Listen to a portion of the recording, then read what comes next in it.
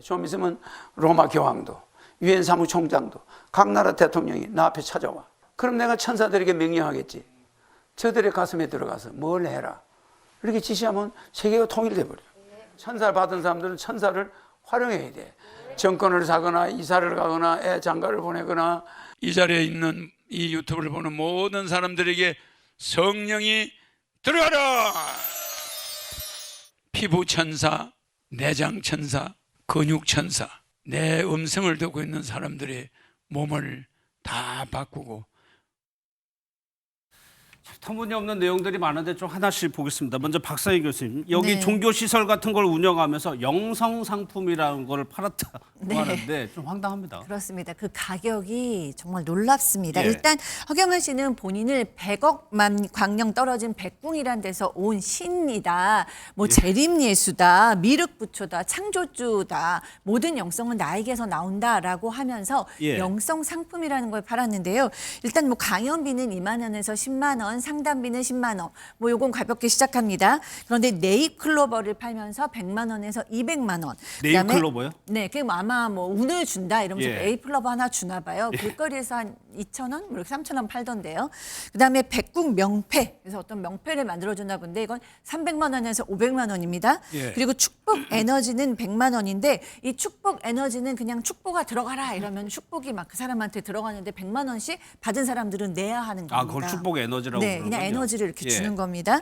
그다음에 뭐 대천사 1억 원, 대통령 대리는 1,000만 원인데요. 예. 이 대통령 대리는 본인이 대통령이 되면 이 구매한 사람을 대통령 대리자로 세워서 어떠한 죄를 저질러도 체포가 되는 일은 없고 조사를 받는 일도 없다고 합니다.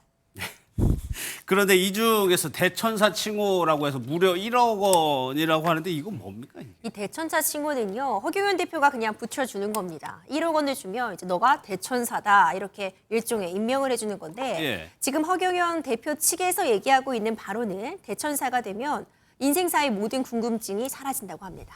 아, 내가 그래요? 대천사기 때문에 모든 질문에 답을 할 수 있게 되고 그렇기 때문에 뭐 자녀 문제라던가 뭐 부동산 문제라던가 심지어 뭐 전생의 그런 문제들 다 해결이 된다라는 취지에서 대천사 칭호를 받는데 1억 원을 받고서 이 칭호를 붙여줬다고 합니다. 예.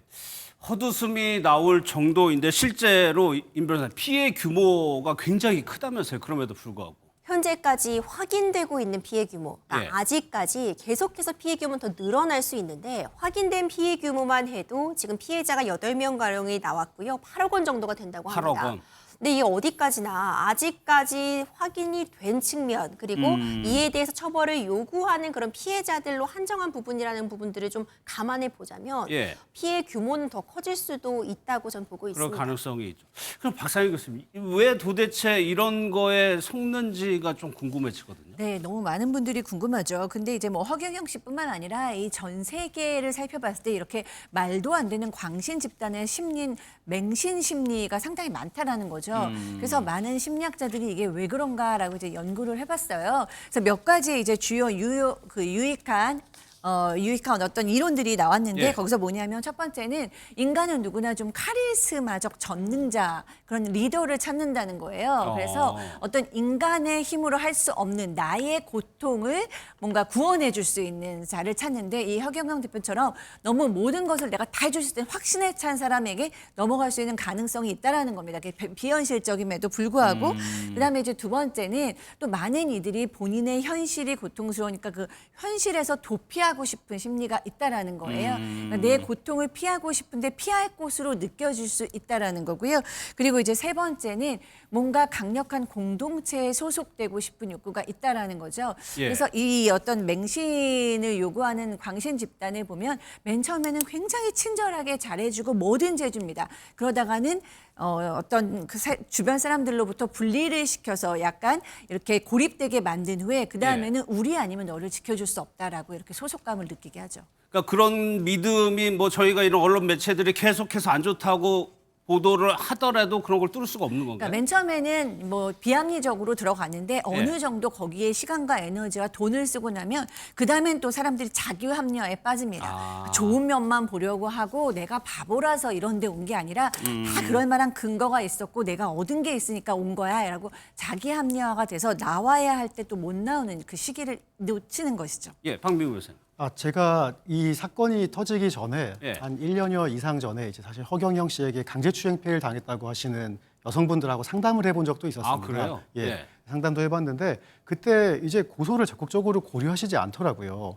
그래서 이 성범죄 피해를 끔찍하게 오랜 기간 동안 당하셨는데 예. 왜 고소를 주저하시냐라고 여쭤봤었는데 지금 박상희 교수님이 말씀하신 것처럼 아직까지도 허경영 씨에 대한 어떤 환상 그리고 내가 고소를 할 경우에 이 조직에서 내가 튕겨져 나갈 수 있다는 두려움 이런 것들 때문에 고소하기를 굉장히 망설이셨었어요. 예. 그래서 참 이 허경영 씨의 뭐 요새 흔히 쓰는 말인 가스라이팅이라던가 어떤 그들에 대한 공포 주입 같은 것들이 굉장히 그 단계가 높았던 것 같습니다. 그런 요인들이 피해를 당하고 나서도 한동안 계속 이어진다는 예, 얘기네요. 맞습니다.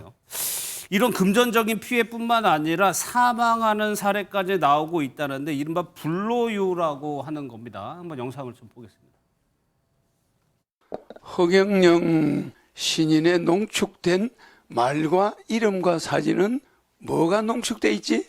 암흑 에너지가 완전히 농축돼 있는 거야. 불로유만 있는 게 아니야. 소고기도 돼지고기도 허경영만 쓰면 안 썩으니까 전부 불로가 되니까 이게 전 세계 식품계를 장악해버려. 외국 사람들이 여기에 노이로제 걸려요. 야, 그 허경영은 누구냐? 그 사람 이름만 쓰면 불로야. 먼저 임 변호사님, 이 불로유라는 게 또 뭡니까? 그냥 시중에서 구입할 수 있는 우유에다가 예. 허경영 대표의 사진과 그 이름 석자를 붙여 놓으면 이제 이게 바로 불로유가 된다고 주장을 하고 있는 겁니다. 그러니까 마트 같은 데서 사는 그냥 우유에다가요. 그렇죠. 그런데 이 우유는 불로유가 되면 뭐 상온에 놔도 썩지도 않고 뭐 몇 개월, 심지어 몇 년이 지나도 그 에너지가 응축돼서 오히려 만병통치약이 된다. 이렇게 좀 주장을 하고 있는 건데요. 예. 몇 년 전에도 굉장히 크게 사건이 되었던 게 이 80대가 이제 입소를 했는데 이 하늘궁에 사망을 하는 사건이 발생을 했습니다. 그런데 그 방 안에서 불로유가 발견이 되어서서 과연 이 불로유와 사망 간의 인과관계가 있냐 이런 부분도 한번 쟁점이 됐던 적이 있었거든요. 예. 당시에는 일단 그 해당 불로유에 어떤 독극물 성분이 발견됐다거나 사망과의 직접적인 인과관계가 확인되지는 못했지만 예. 사실상 지금도 버젓이 이런 부분들이 어딘가에서 판매가 되고 있다거나 아니면 누군가 이걸 아직도 갖고 있다면 예. 매우 위험한 결과를 초래할 수도 있어 그렇겠죠. 보입니다. 예, 그런데 박사님, 실제로 일부러 뭐 6개월이나 지난 이유를 일부러 파는 이유도 있습니까? 왜냐하면 지금 이 허경영 씨한테 모여드는 사람들의 대부분은 어떤 문제를 가지고 있잖아요. 예. 몸이 아프다거나 금전에 문제가 있거나 가정에 문제가 있으니까 그 문제를 해결해 줄 수 있는 만병통치약 같은 것이 필요한 거죠.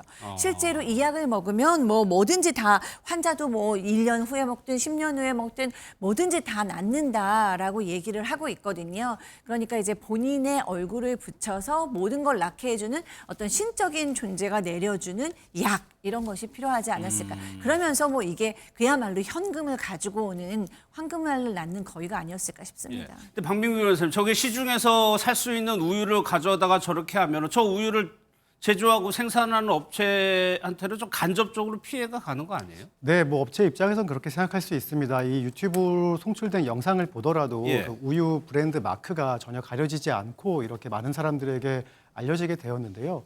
그렇지만 실제로 소송을 제기해서 이길 수 있는지까지는 조금 난망해 보이기는 합니다. 왜냐하면 손해와 허경영의 행위에 대한 인과관계가 입증이 돼야 되는데 그 인과관계 입증도 좀 쉽지 않아 보이기도 하거니와 예. 또 손해액을 결국은 산정을 해서 이 재판부를 설득을 시켜야 되는데 과연 허경영의 행위로 인해서 우유업체에서 얼마만큼의 손해를 입었는지 그 금액으로 산정하는 게 애매하네요. 애매합니다. 그렇기 예. 때문에 소송의 결과까지 담보하기는 좀 어려워 보이긴 합니다. 그런데 보면서 조금 의아했던 것이 저 영성 상품이라는 것을 판매하는 거 자체가 불법이 아닙니까? 예, 맞습니다. 종교단체의 영성 상품을 판매하는 것 자체는 불법이 아니거든요. 예. 하지만 우리 대법원 판례에 보면 피해자를 기망하고 지나치게 고가로 판매한 것은 사기죄에 해당한다라고 명확하게 판시를 하고 있습니다.